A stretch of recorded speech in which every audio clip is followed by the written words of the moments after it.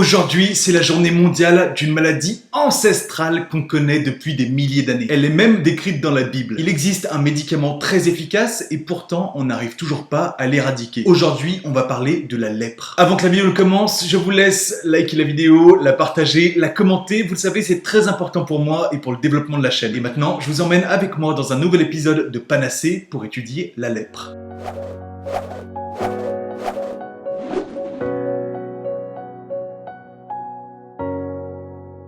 La lèpre est une maladie chronique qui survient après une infection par le bacille Mycobacterium leprae. Le mode de transmission est encore assez mal connu, mais c'est sûrement dû aux personnes infectées qui te postillonnent à la gueule. Ou bien ça peut être aussi avec le contact avec des ulcérations, des plaies, du linge souillé, que ce soit des draps, des serviettes. Puis ensuite, une fois que vous êtes infecté, vous n'aurez pas forcément de symptômes. Le bacille va tranquillement faire sa petite vie dans votre corps, il va tranquillement se développer. Il lui faudra entre 5 et 20 ans pour faire des lésions. C'est cette durée d'incubation qui est vraiment très longue qui rend l'éradication de la maladie assez compliquée. Car ce sont les patients qui sont asymptomatiques, donc ceux qui n'ont pas encore de symptômes, qui vont transmettre la maladie. Je connais cette théorie, oui. La maladie va créer des lésions à différents endroits dans le corps, la peau, le système respiratoire, les yeux, les nerfs. La peau peut devenir rouge ou alors se dépigmenter, elle peut devenir insensible, on peut parfois voir apparaître des boutons, ça dépend vraiment du sous-type de maladie. Continuez Jackson, vous m'intéressez. Lorsque les lésions touchent les nerfs, on peut voir apparaître des déformations ou des paralysies. Sans traitement, ces lésions progressent et peuvent devenir permanentes.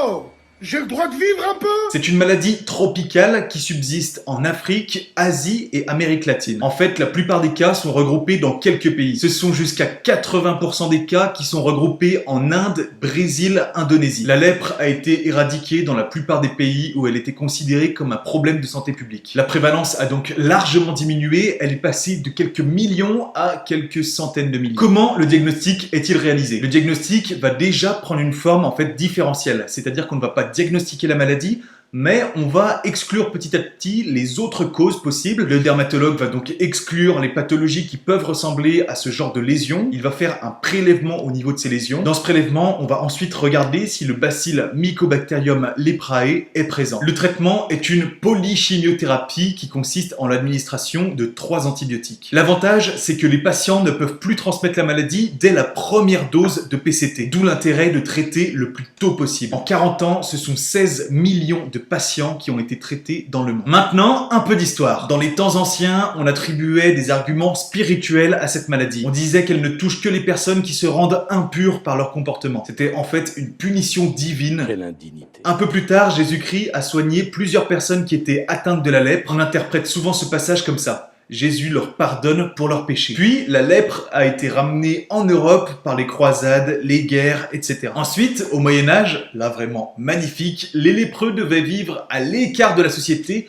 dans des caquineries, ça vient du mot caquin, qui est en fait le surnom qu'on donnait aux lépreux. Caquin, va! Moi j'adore le Moyen-Âge parce qu'il y a toujours des trucs de... Alors là, vous allez me dire, mais comment on faisait pour savoir si quelqu'un avait la lèpre au Moyen-Âge? Très bonne question, et vous n'allez pas être déçus de la réponse. Alors on lui prélevait du sang, et on mettait son sang dans une bassine d'eau. Et là, 2 solutions. Soit la bassine restait rouge, et donc là, la personne était déclarée saine, soit elle était lépreuse. Moi, je suis un vrai scientifique. Ah ouais, mais ça ne rigolait pas à l'époque. Et quand le lépreux était diagnostiqué, il devait se revêtir d'une tenue appropriée. C'était une tunique noire avec un motif qu'il devait porter sur la poitrine ou sur l'épaule, et il devait aussi avoir un chapeau. Aussi, et c'est peut-être ça le plus violent, le lépreux devait avoir une petite cliquette, donc une petite cloche, pour avertir la population qu'il arrivait. Et donc les gens, quand ils entendaient le son de la cloche, eh ben ils s'en allaient pour fuir la contagion. Je sais pas si vous vous rendez compte de la violence quand même.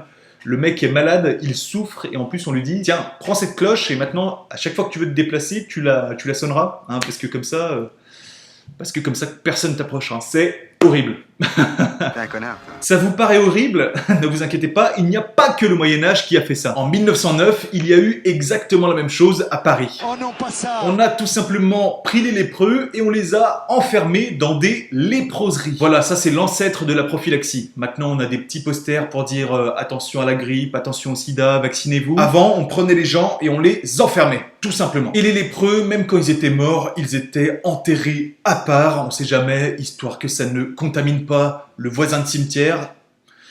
Bon, heureusement que c'est fini quand même. C'est déjà la fin de cette vidéo, j'espère vraiment que ça vous a plu. N'hésitez pas, vous le savez, petit j'aime, petit commentaire, on s'abonne, partagez la vidéo. On se retrouve très vite dans un prochain épisode de Panacée. À bientôt!